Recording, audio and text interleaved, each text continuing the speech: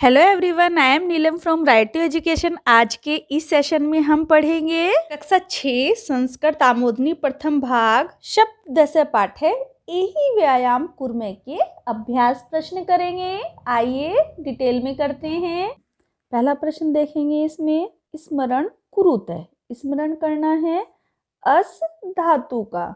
अस का अर्थ होता है होना, ये लट लकार में करना है। लट का मतलब वर्तमान काल, जो कि अब चल रहा है उसे हम वर्तमान काल कहते हैं। देखते हैं इसमें अस के करने हैं वर्तमान काल में क्या होगा। हम इसको इस तरह से डिवाइड करते हैं, प्रथम पुरुष, मध्यम पुरुष, उत्तम पुरुष। एक वचन, द्विवचन, बहुवचन।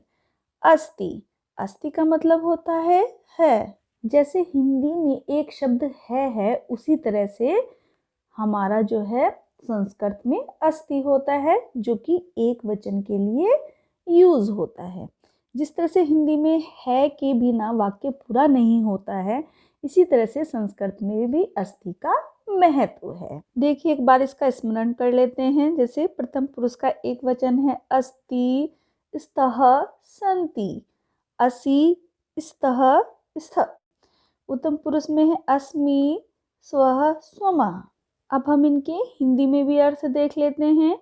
जैसे प्रथम पुरुष का एक वचन है, एक व्यक्ति है, तो हम लोग क्या कहेंगे, अस्ति का मतलब ह। द्विवचन में स्तः, वे दोनों हैं।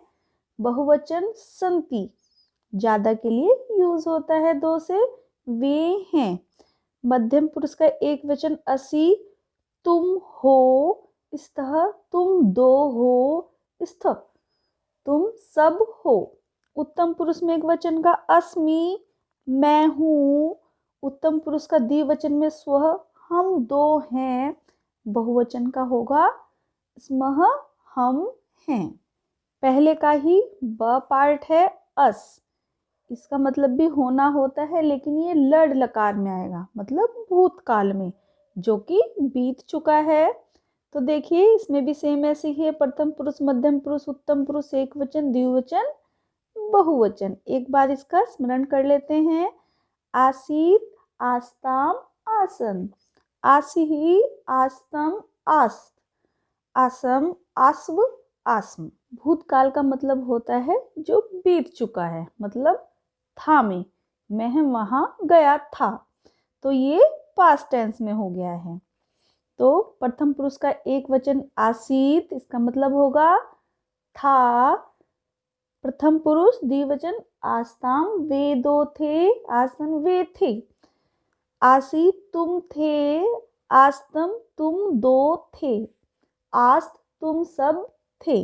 उत्तम पुरुष का एक वचन का होगा आसम, मैं था, आस्व हम दो थे, आस्म हम सब थे।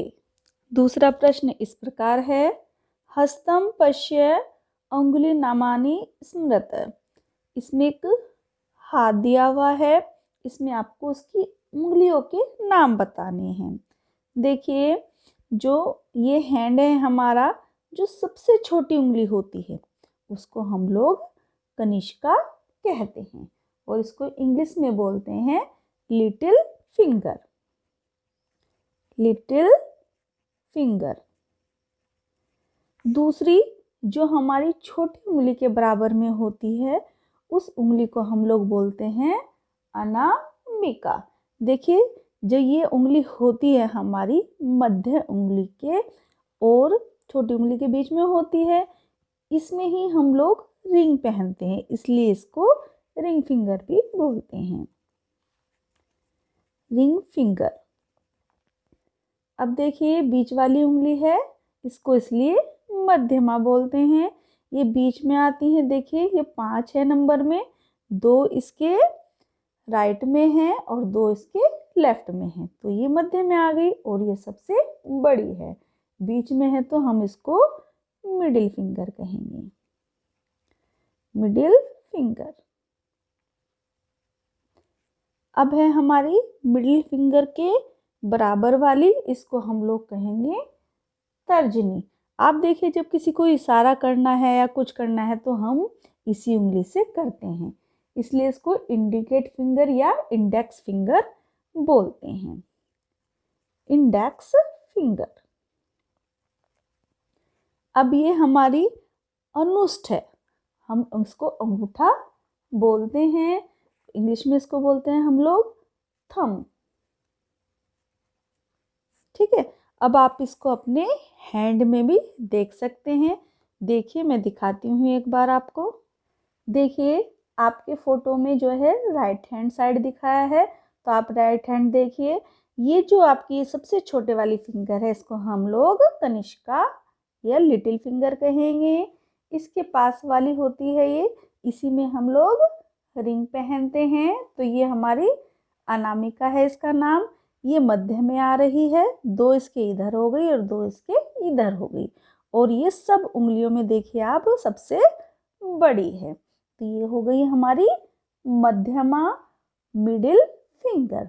इसके बाद वाली ये है, ये हमारी है तर्जनी उंगली, जिससे हम लोग इशारा करते हैं या फिर इंडिकेट करते हैं। तो ये हमारी इंडेक्स फिंगर हो गई। और जो ये लास्ट में है बराबर में मोटे आकार का है, तो इसको हम अनुष्ठ बोलेंगे, यानी कि थंब अंगूठा बोलेंगे। तो इस तरह से हमारी 5 फिंगर हो गई हैं।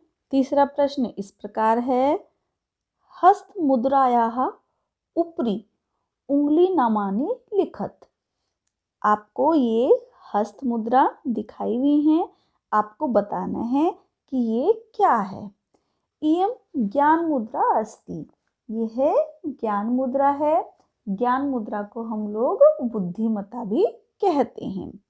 ये किस तरह से बनती है ज्ञान मुद्रा? इस मुद्रा में जो ये तर्जनी उंगली होती है, यानी कि इंडेक्स फिंगर को गोलाकार में मोड़कर अंगूठे यानी कि थंब के अग्रभाग को स्पर्श करना है, और अन्य जो 3 उंगलियां होती हैं वो को सीधा रखना है। अब देखिए किस प्रकार करना है। देखिए स्टूडेंट्स, इसमें ये आपकी तर्जनी उंगली है यानी इंडेक्स फिंगर है, जो कि गोलाकार मोड़ करके अंगूठे यानी थंब के अग्रभाग को स्पर्श करता है। देखिए कि ये 0 के आकार का यहाँ पर बना रहा है, और अन्य जो 3 उंगलियां हैं वो सीधे यहाँ पर रखनी है। तो ये वाली जो मुद्रा होगी आपकी ज्ञान मुद्रा होगी। आपने देखिए किसी सीरियल्स और टीवी वगैरह में भी देखा होगा, ये बहुत ही कॉमन मुद्रा है। इस मुद्रा के फायदे देख लेते हैं हम लोग।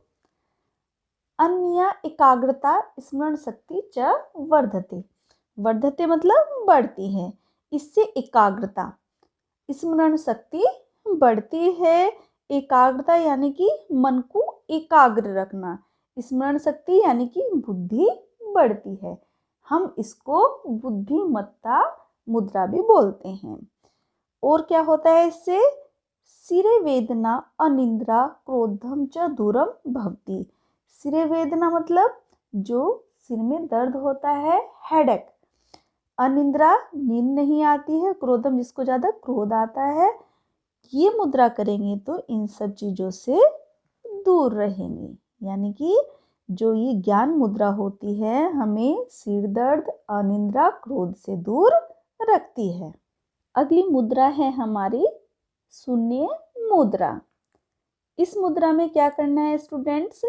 जो आपकी मिडिल फिंगर है यानी कि मध्यमा है, और अनुष्ठ यानी कि थंब के अग्रभाग से मिलाना है, और जिसका मिला करके 0 की आकृति बने।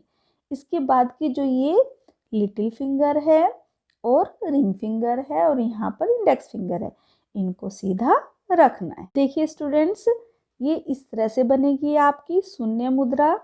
इसमें जो है आपकी मिडिल फिंगर और थंब के अग्रभाग मिल रहा है, और लिटिल फिंगर, आपकी रिंग फिंगर और इंडेक्स फिंगर, ये तीनों सीधी हैं, आप देख सकते हैं इस वाले फिगर में भी। और जो आकृति बन रही है ये यहाँ पर ये 0 की आकृति बन रही है, इस वजह से हम लोग इसको शून्य मुद्रा बोलते हैं। अब इस मुद्रा से होने वाले फायदे देख लेते हैं स्टूडेंट्स। देखिए, इयं शून्य मुद्रा अस्ति, यह शून्य मुद्रा है। अन्यः अस्थिनि दृढ़नानि भवन्ति। यह अस्थियों को दृढ़ रखती है, यानी कि हड्डियों को मजबूत रखती है यदि हम ये मुद्रा करेंगे।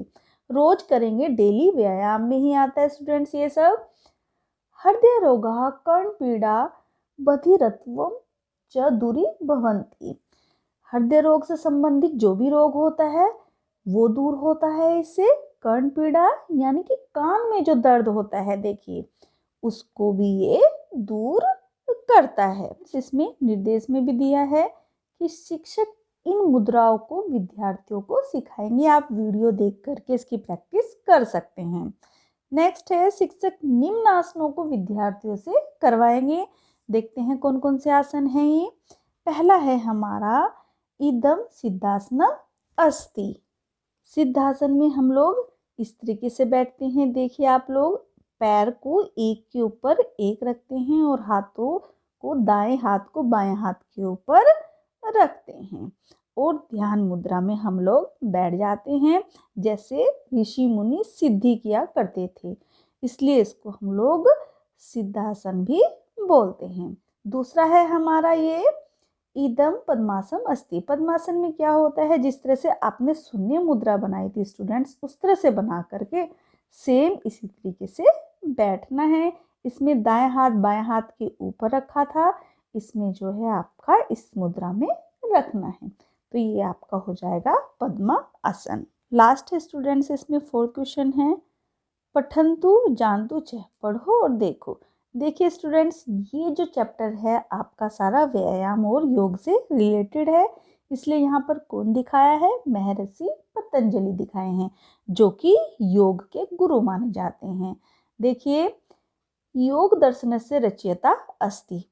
जो महर्षि पतंजलि हैं उन्होंने योग दर्शन एक बुक है उसकी रचना की है। स परम विवेकी महायोगी वेद शास्त्र पारंगत च आसीत। ये वह क्या थे, वह एक परम विवेकी यानी कि अच्छी सोच रखने वाले महायोगी, जो कि योग में जिसको महारत हासिल हो, वेद शास्त्र पारंगत च आसीत, इसमें जो है ये सब में पारंगत थे। ठीक है, महर्षि पतंजलि का हमने इसीलिए लिया है क्योंकि ये चैप्टर हमारा पूरा व्यायाम और योग पर है और ये भी योग गुरु ही हैं। इस तरह से आपकी कक्षा 6 पाठ 17 यही व्यायाम कुर्म के अभ्यास प्रश्न यही खत्म होते हैं। Thanks for watching my video.